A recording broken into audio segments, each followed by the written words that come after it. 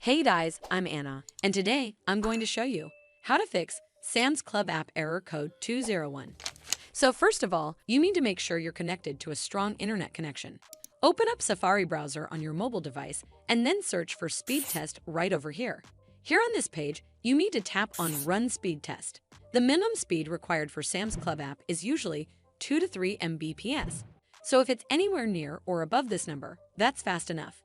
If your internet speed appears to be unreasonably low, then you may need to contact your internet service provider for help.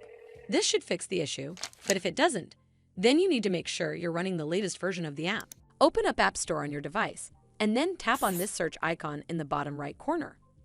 Then search for the Sam's Club app, and if you see this update button right next to the app name, simply tap on it to make sure you're running the latest version of the app.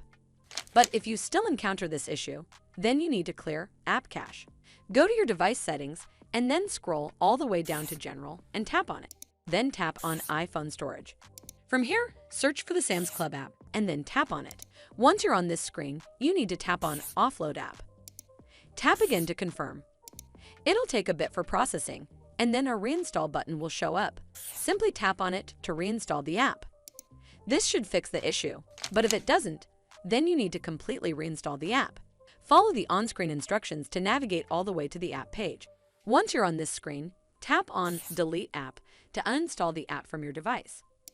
Once uninstalled, you need to open up App Store and then search for the Sam's Club app right over here in the search bar, and then click on this Get button to install it back on your device.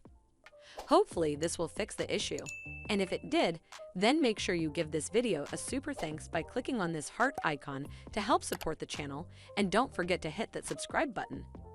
We'll see you in the next one.